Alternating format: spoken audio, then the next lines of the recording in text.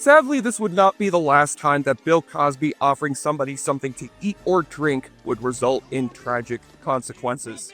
Jesse Shade here for Awfully Good Movies on behalf of the JoBlo YouTube network, and Bill Cosby's career was in a decidedly different place in the late 80s. Star of the biggest sitcom in America, writer of best-selling books on marriage and fatherhood, and returning to the big screen for this spy spoof as a retired CIA operative brought back into the field by the late great JoDon Baker to stop a terrorist group of vegetarians who hypnotize animals into killing humans. With Bill promising the film's corporate backers at Coca-Cola and Columbia Pictures that Leonard Part 6 would be among the funniest movies ever made. One of the funniest movies people have ever seen. Only for him to disown the movie in the film's press tour, successfully warn audiences away from seeing it, and accepting the Razzie in person for Worst Picture of the Year. I like that.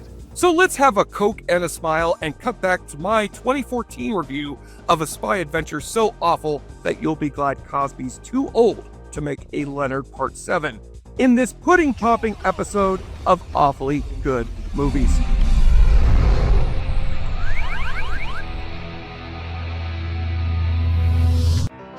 Thanksgiving. A time of thanks, a time of family, and a time of turkey. How fitting for a show that reviews cinematic turkeys. But sadly, all the bad Thanksgiving movies I could review for this episode have either been reviewed already or never been heard of, so fuck it, we're doing Bill Cosby's Leonard Part 6. Which is kind of appropriate for this holiday when you think about it. You spend Thanksgiving with your family, families have dads, and Bill Cosby is known as one of the greatest TV dads. Well, at least he was until these past 2 weeks happened. Jesus. But also, if you want to talk about the biggest turkeys in film history, the name Leonard Part 6 usually pops up quite a bit. What was supposed to be a funny take on the spy genre that Bill Cosby was once a part of with I Spy ended up becoming a megaton bomb after Cosby himself advised people in interviews to avoid the flick like the plague. I had to do an awful lot of thinking about whether or not to come on and tell them I didn't so far think this was a good movie. So, nobody liked it, only a few saw it, and 3 Razzies were given to it, as personally accepted by Mr. Cosby himself. So they're going like, Bill Cosby, worst producer, worst writer, worst actor. I swept the award. So how did this legend of comedy, at the peak of his fame, end up making such a stinker? Well, come along, because this is Jesse Shade coming at you with a flick that's no fun, and if you're not careful, you may learn something before it's done. So let's get ready, okay? Hey, hey, hey. So to answer our first mystery, why the hell is this movie called Leonard Part 6? When the hell did they make parts 1 through 5? And who the fuck is Leonard? Well, Leonard is retired CIA agent Leonard Parker, as played by Cosby. And he did indeed have 5 previous adventures, which no longer exist because they have, in the words of Leonard's faithful butler, been confiscated in the interests of world security. In other words, if you think this movie is bad, just imagine what the last 5 must have been like. But in this so-called 6th installment, Leonard has given up the spy life to run a restaurant, until Chief JoDon Baker comes knocking on his door to tackle his toughest assignment of all: evil vegetarians! Yes, in the strangest bit of anti-vegetarian propaganda this side of Troll 2, Leonard is told to go up against a group of evil vegetarians, led by the Oracle from The Matrix, who thinks people have taken the world over from animals and trains them to kill so they can take over the world. This was, I believe, the first recorded instance of a CIA agent being eaten alive by a rainbow trout.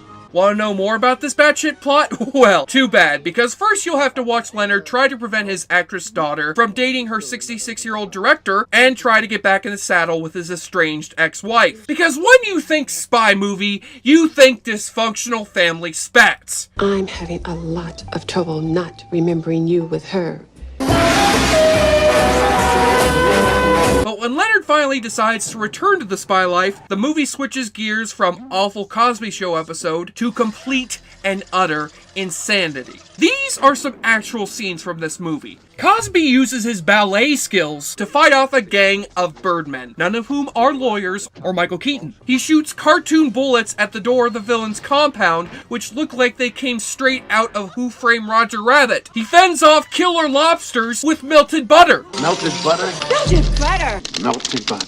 He escapes on a flying ostrich and turns into bad claymation. He kills off one of the vegetarians by making him eat a sparkling hot dog, which makes his head explode and reveals that he's made of sawdust. What the fuck was Bill Cosby putting in his jello to make him come up with this shit? And more importantly, how the hell was it supposed to be considered funny? Because as a comedy, Leonard Part 6 is one of the biggest failures I've ever seen in my life. But as a disaster, it's fascinating as hell. It's got a star who seems bored out of his mind through half the movie, despite the fact he produced and co-wrote this shit. Where is she? I want my wife back. It's got pointless narration from Leonard's butler that was clearly added in post-production to try and salvage this dung heap. Something told me at a glance that the evening had not gone well. It's got evil henchmen who look like Reb Brown from Space Mutiny and are defeated by raw hamburger. Meat. 100% pure beef. But it hasn't got any funny jokes and makes no goddamn sense. So, to put it in Thanksgiving terms, Leonard Part 6 is the cinematic equivalent of candied yams. That's right, candied yam fans, I'm putting you on blast. Come at me! What can make both a bad movie and a Thanksgiving dinner with creepy relatives tolerable? Why, booze, of course! So skip the football game and play the awfully good drinking game. Take a shot or drink every time you notice another instance of obvious product placement and suddenly become thirsty for a Coca-Cola while bathing with lava soap and playing a game on the Action Max. It'll be around forever. The Oracle asks for some food from her henchmen. Mango me. Grape me. Open wide, cause I'm gonna grape you in the mouth. Someone uses the word quellish. Quellish. Quellish. Quellish. Quellish! Jesus Christ! I warned you. And take a double shot when you spot a Jane Fonda cameo. Come on, Leonard, can't you get it up? Leonard? I would be horrified at Jane Fonda turning into Joe Don Baker, but I've seen him in Mitchell. And that, my friends, is true horror. Baby oil. And on the nudity watch, well, if you're disappointed with pointy nipples and the teasing of Bill Cosby's daughter's boobs, then how about a shirtless Bill Cosby? His chest looks like Morgan Freeman's face.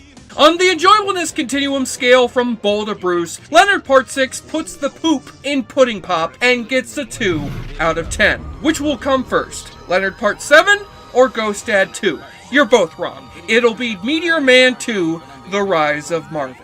I'm Jesse Shea for JoBlo.com, thankful for all you viewers out there, and wishing all of you the happiest of Thanksgivings. Oh, and in case you were wondering about my thoughts on this Bill Cosby situation, I'm glad you asked, because personally I think that JoBlo, he sure likes to drink a lot. JoBlo watches movie like the hero man.